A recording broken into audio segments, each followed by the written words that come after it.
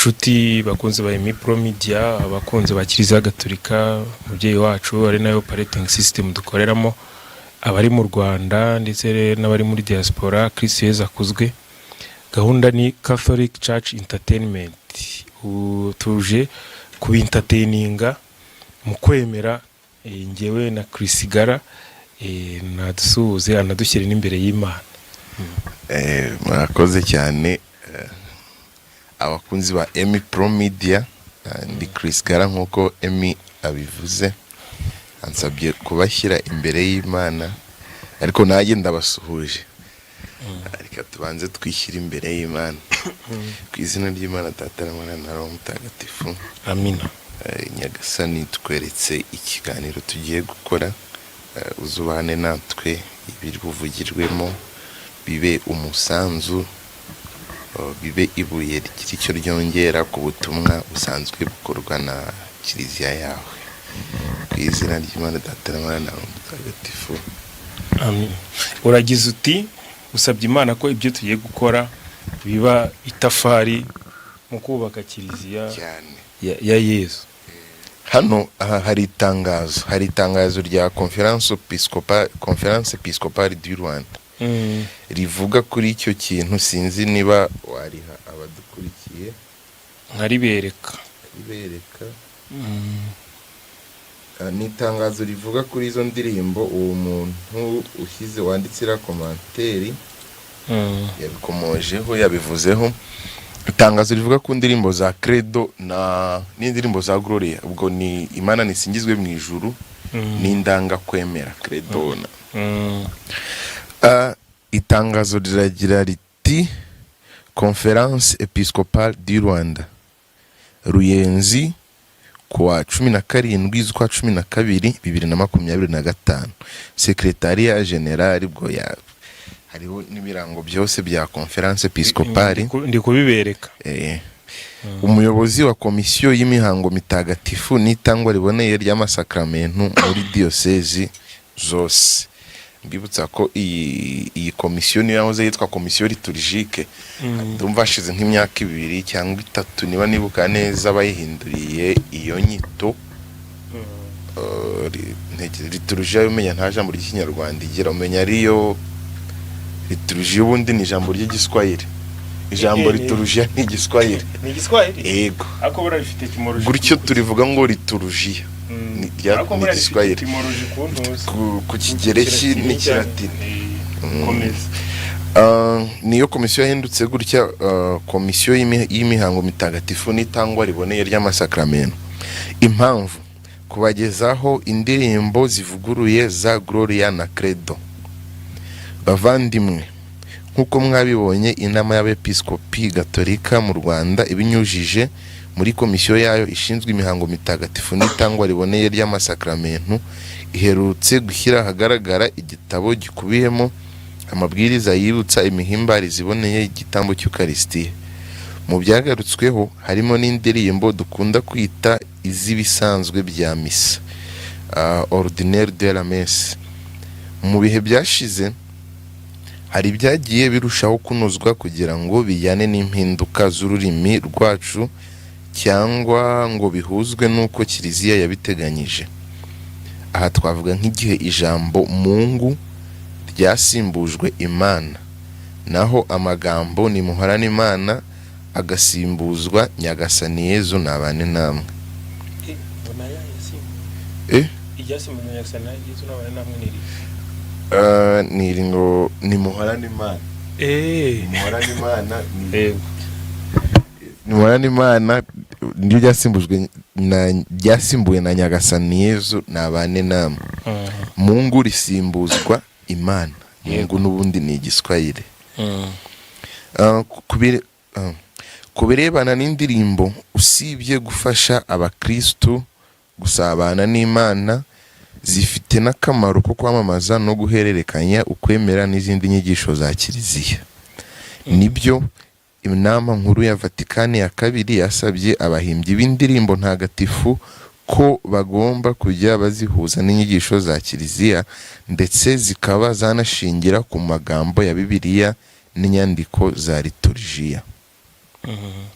bityo rero ndagira ngo mbagezeho indirimbo ya Gloria n'iya Credo zimaze igihe ziririmbwa ariko ubu zikaba zarahujwe n'uko liturujia yazigennye, cyane cyane mu magambo azigize.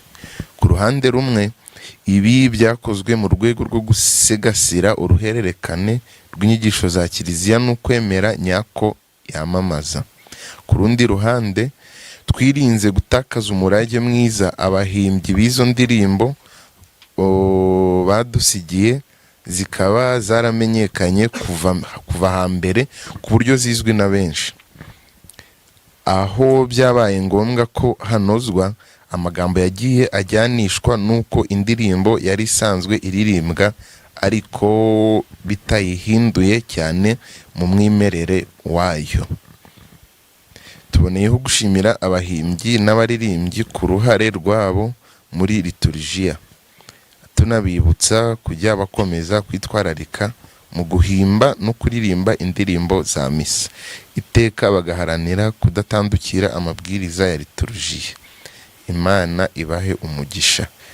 Vincent Harurimana, umwepiskopi wa Ruhengeri, perezida wa komisiyo y'abepiskopi ishinzwe imihango mitagatifu n'itangwa riboneye ry'amasakramentu, bimenyeshejwe abepiskopi bose. Itangazo ni iryo ngiryo. Ni ukuvuga ko indirimbo Credo na Gloria zavuguruwe. Hano hari urutonde rw'izo ndirimbo. Ni indirimbo 3 zavuguruwe. Indirimbo 3 zavuguruwe harimo Imana nisingizwe mu ijuru ya Padiri Mathias Gahinda, ariko kanyirebe nyibereke Padiri Mathias Gahinda, ariko yakorewe adaptation na Padiri Mwitegere Theo. Ni Credo Gloria, uhereye kuri Gloria.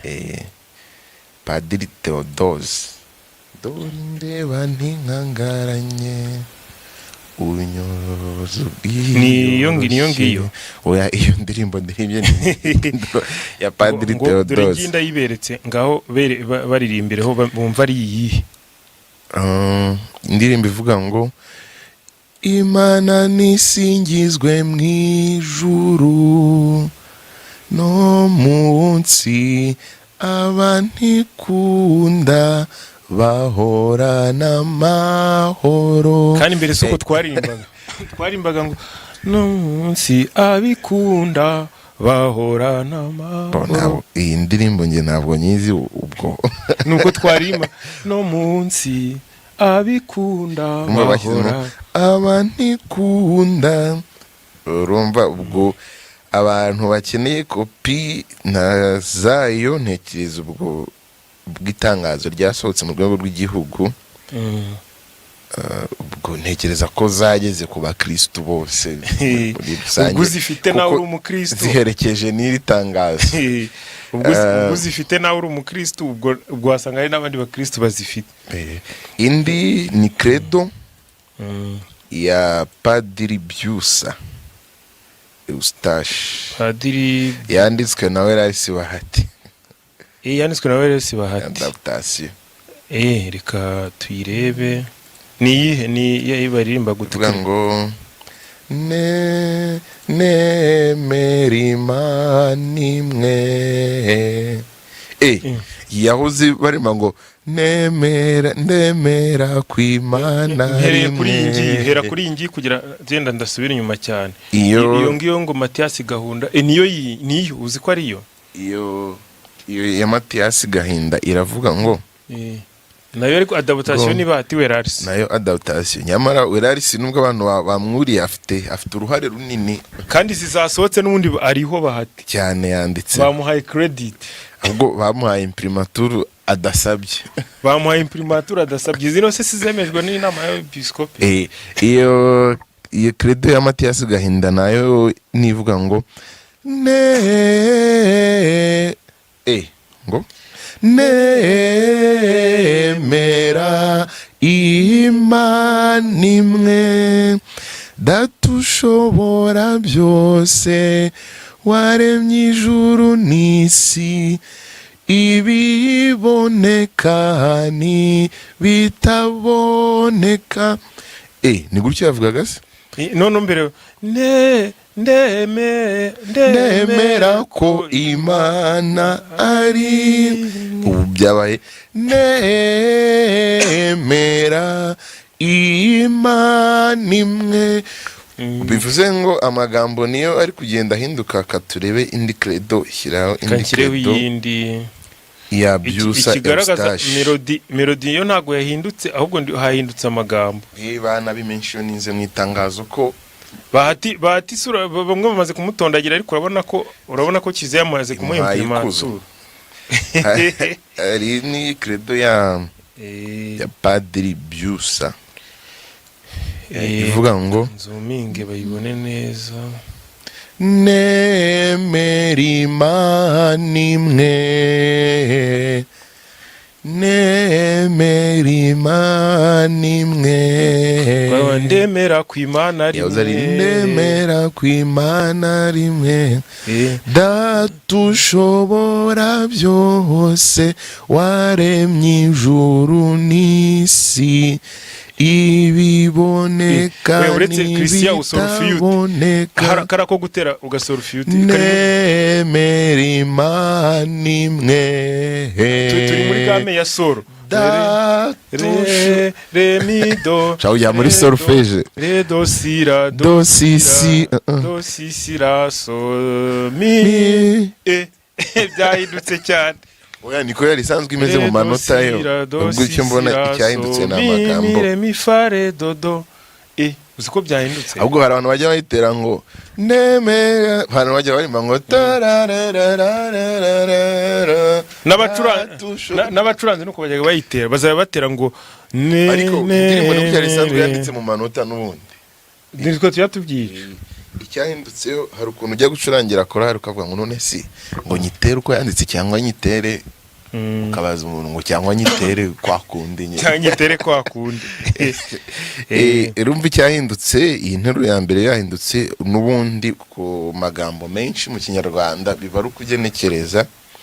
Ubundi credo mu kilatini ni credo in unum deum, credo in, ugenekereje mu kinyarwanda byari muvuga ngo nemerera mu Mana imwe.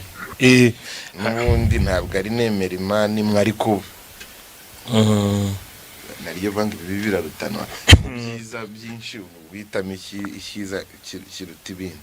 Twari turi kubaha amakuru, sibyo? Turi kubaha amakuru, ubwo aho ni ku ndirimbo, ariko Padiri Fabian yatwemeye ko araza kubidusobanurira neza cyane, ko nawe hari indirimbo ya credo yahoze afite ivuga ngo ndemera. Padiri Piero aritabye. Padiri, turi mu kiganiro, tugize amahirwe turakubonye. Christian